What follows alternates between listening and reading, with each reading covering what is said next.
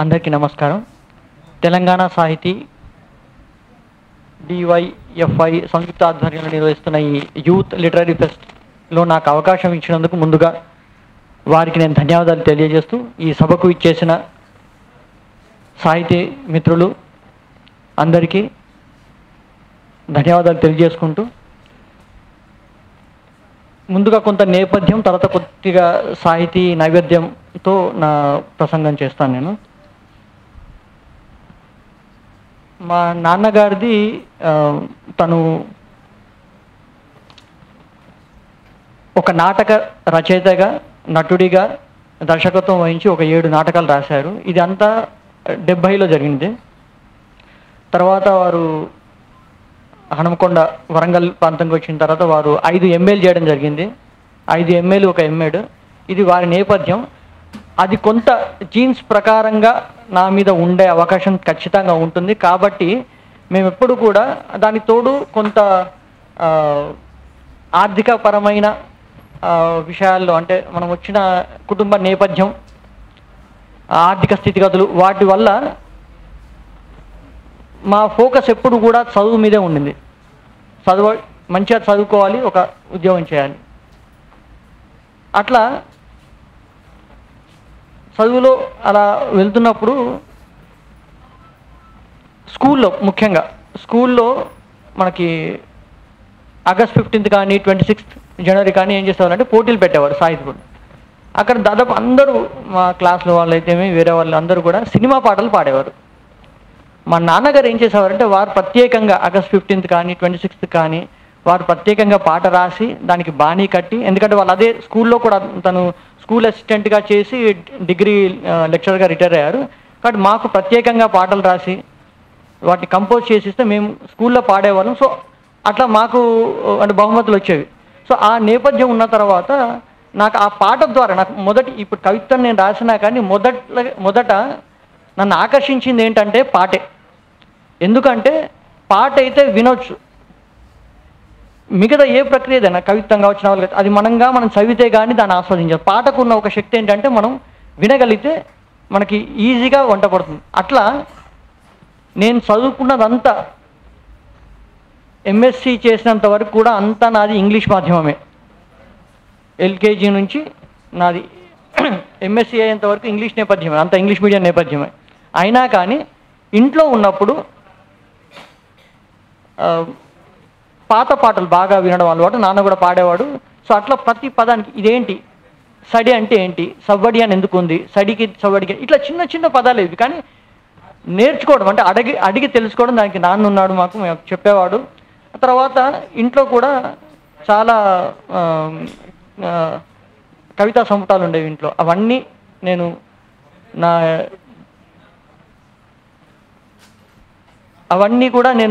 Inter టైంలోకి చదివేసి ఉన్నాను నేను. అట్లాగే నాకు అంటే ఇంగ్లీష్ మీడియంలో ఉన్నా కానీ తెలుగు మీద, అంటే తెలుగు భాష మీద ఉన్న ఎట్లా నాకు పద సంపద ఎట్లా పోగు చేసుకున్నానంటే, దానికి ఒక ముఖ్యమైన కారణం కూడా, మనకి ఈనాడు సండే మ్యాగజైన్లో ఒక గడి నుడి అని వచ్చేది, పదచదరంగం అని. సో అది సండే వచ్చేది. దానికోసం సండే వెళ్ళి మార్కెట్కి వెళ్ళి పుస్తకం తెచ్చుకొని అది నింపడం, అందులో కొత్త పదాలు తెలుసు. అదొక ప్రక్రియ చిన్నప్పుడు, అంటే 10th క్లాస్ వరకు అదే చేశాను. తర్వాత పరిధి పెంచుకుంటూ పుస్తకాలు చదవడం అది అలవాటు చేసుకున్నాను. తర్వాత డిగ్రీ వచ్చేపాటికి కొంత అప్పటివరకు పాటలు రాయడం, చిత్రలేఖనం చేయడం చేసినా కానీ ఎప్పుడైతే కవిత్వం చదవడం మొదలు పెట్టానో నాకు ప్రత్యేకంగా నచ్చింది ఏంటంటే, పాట వినడానికి ఈజీగా ఉండడం. సరే, అందులో కవిత్వ విలువల గురించి ఇంతకు పొద్దున అయిన సెషన్లో మనం మాట్లాడుకున్నాం. కానీ కవిత్వాన్ని కొంచెం నర్భగర్భంగా చెప్పితేనే బాగుంటుందేమో అన్నది నా అభిప్రాయం. అంటే కంప్లీట్గా విపదీసినట్టుగా ఇట్లాగా ఇది ఉంది, ఇట్లాగే కాకుండా దాన్ని కొంత మార్మికంగా చెప్పగలిగితే ఆ కవిత్వం బాగుంటుందని నేను అనుకుంటాను. అట్లా యూనివర్సిటీలో చదివేటప్పుడు, దానికంటే ముందు నేపథ్యం, మేము 10th క్లాస్కి వచ్చిన తర్వాత మాకు హనుమకొండ కాజీపేటలో ఒక బాలోత్సవ్ ప్రోగ్రాం నడుస్తుంది. అందులో మా తెలుగు మాస్టర్ సూర్యనారాయణరావు వాడు ప్రత్యేకంగా మా క్లాస్ నుంచి నన్ను ఎన్నుకున్నాడు. అరే నువ్వు వ్యాసాల గురించి రాయి అని చెప్పి ఒక టాపిక్ ఇచ్చేసి దాని మీద ప్రిపేర్ అయ్యి అక్కడ రాయాలన్నాడు. వెళ్ళాం, రాసాం, బాగొచ్చింది అనుకున్నాం.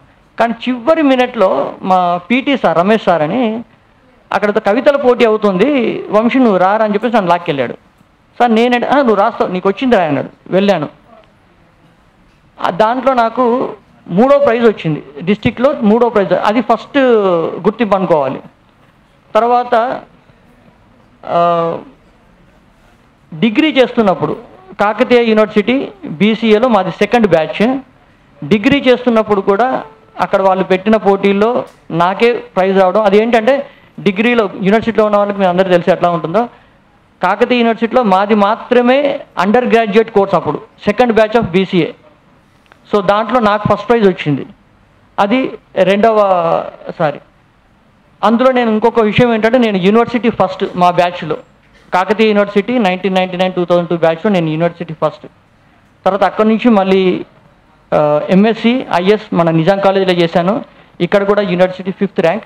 ఎందుకు చెప్తున్నాను ఇదంటే ఇవన్నీ కూడా టెక్నికల్ స్టడీస్, టెక్నాలజీకి సంబంధించింది. ఎక్కడ కూడా నాకు తెలుగు దైనందిన జీవితంలో నాకు తెలుగు లేదు అని మిగతా వాళ్ళకి కనిపించే నేపథ్యం మాత్రమే.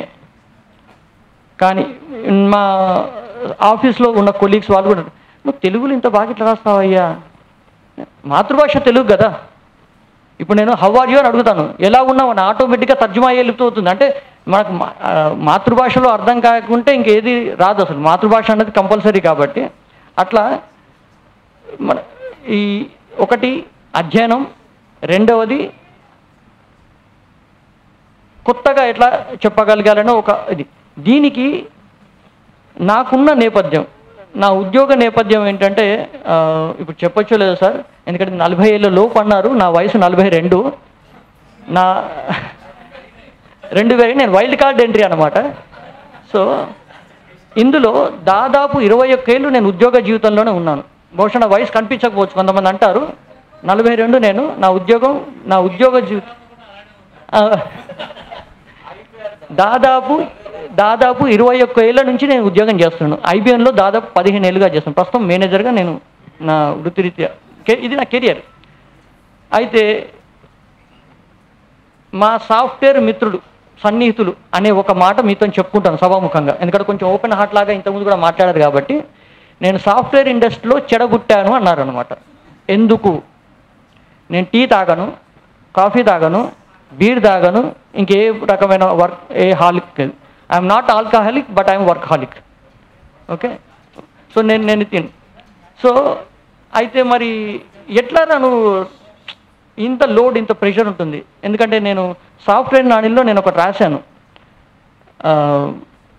సాఫ్ట్వేర్ నాణిల్లో అది ఏంటి అంటే కేవలం నేను సాఫ్ట్వేర్ ఇంజనీర్ అయ్యాను కాబట్టి రాశాను కాదు. అది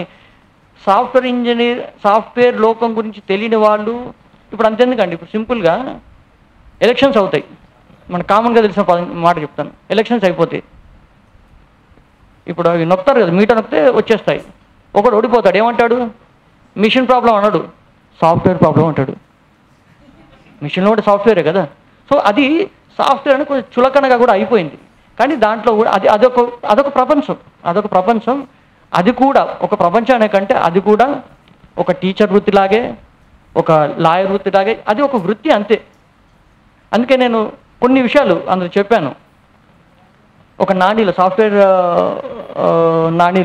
నాణీల్లో ఒకటి చెప్పింది ఏంటంటే, రోజు కూలీకి ఎక్కువ, వెట్టి చాకరీకి తక్కువ, ఇదండి సాఫ్ట్వేర్ జీవితం. ఇది అనుభవించినాక రాశాను నేను అది.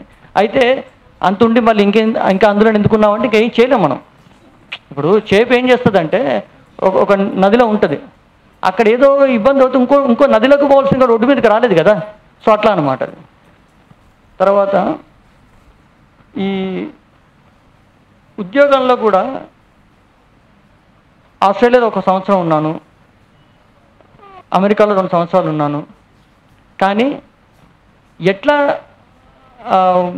అంటే ఈ ఇండస్ట్రీలో డెడ్లైన్స్ ఉంటాయి, ప్రాజెక్ట్ డెడ్లైన్స్ ఉంటాయి, మీకు టైం అంటూ ఉండదు నిజానికి.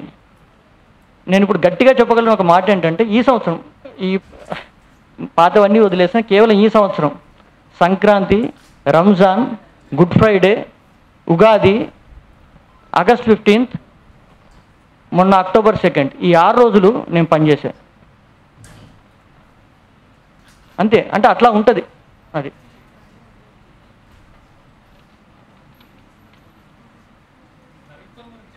సార్ అయితే ఈ మధ్య వచ్చిన లోపలి వాన అనే ఒక కవితా సంపుటి, దాంట్లో నేను వివిధ అంశాలు స్పృశించినా కానీ ఒక కవిత నాది వినిపిస్తాను. అంటే సాఫ్ట్వేర్ ఉద్యోగుల నేపథ్యం గురించి.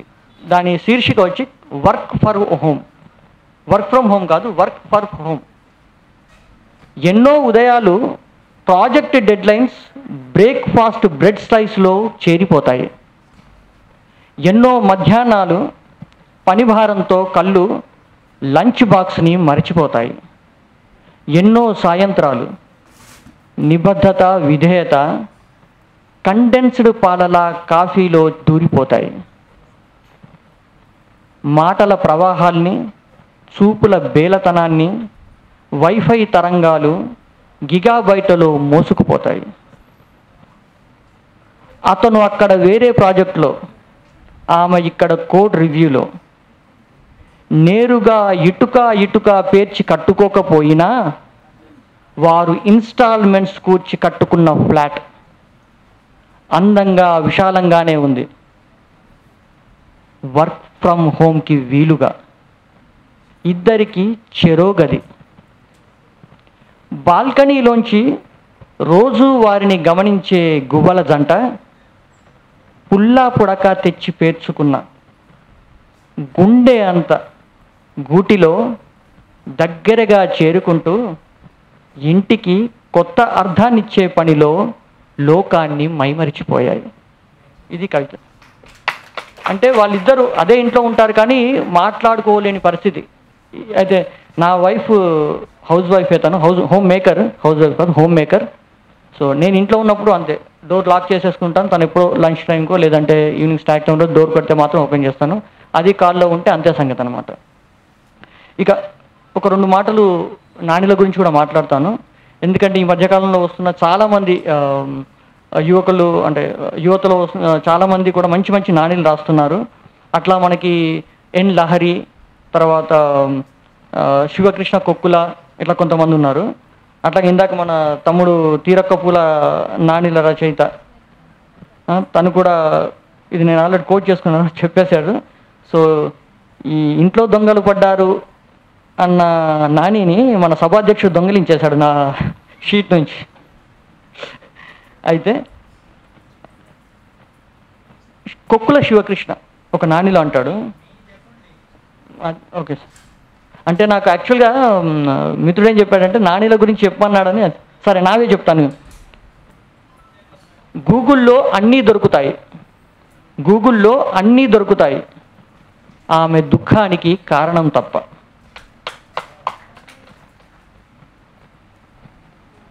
రోజు బ్రెడ్డు జామేనా, రోజు బ్రెడ్డు జామేనా, అమ్మ చేసిన ఇడ్లీ అదో చందమామ.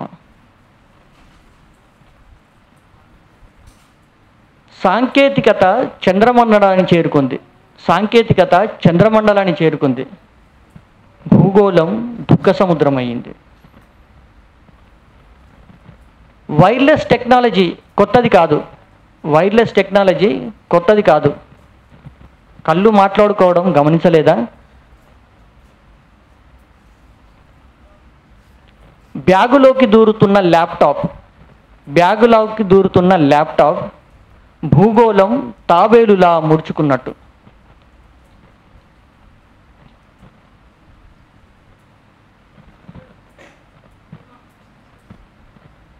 మీకు అందరికీ తెలుసుండే, కొంత అలవాటు ఉన్నప్పుడు కంప్యూటర్ గురించి కొంత పరిజ్ఞానం ఉన్న వాళ్ళకి కంట్రోల్ ఆల్ట్ డిలీట్ అని మూడు కీస్ ఉంటాయి. అది చేస్తే ఏమవుతుంది, మొత్తం రీస్టార్ట్ అవుతుంటుంది. మాకు సాఫ్ట్వేర్ ఇంజనీర్లకు కూడా మాకు అనిపిస్తుంది, ఏంట్రా బాబు, ఎవరికైనా అనిపిస్తుంది, ప్రతి ఉద్యోగంలో ఉండే సాధక బాధలు ఉండాలని ఉంటాయి. అట్లా నేను ఈ సాహిత్యం నాకు ఎట్లా అంటే నేను ఇందాక చెప్పాను కదా, ఎలాంటి హ్యాబిట్ లేనప్పుడు నేను ఉదయం లేచి 4:30కే లేస్తాను నేను ఇప్పటికీ. ఎందుకంటే నాకు ప్రత్యేకంగా 2 గంటలు నేను ఏదైనా చదువుకోవడానికో రాసుకోవడానికో పనికొస్తాను. ఆ తర్వాత మళ్ళీ 6 నుంచి నాది రొటీన్ అయిపోతుంది. బట్ ఖచ్చితంగా మండే రోజు, కొన్ని పత్రికల్లో సండే రోజు వచ్చే సాహిత్య పేజీలు మాత్రం ఖచ్చితంగా చదువుతాను. అది ఫాలో, ఎవరు ఎట్లా వస్తున్నారు, ఎట్లా రాస్తున్నారు, మనం ఎట్లా చేయగలుగుతామని చూస్తుంటాను. సో చివరిగా ఒకటి చెప్పేసి, Ctrl+Alt+Delete కంప్యూటర్ వరకే, అంటే అది రీస్టార్ట్ చేయడానికి పనికొస్తుంది మనకి. నిజానికి Ctrl+Alt+Delete కంప్యూటర్ వరకే. కష్టాలను దాటే వేతన జీవికి కాదు. ధన్యవాదాలు.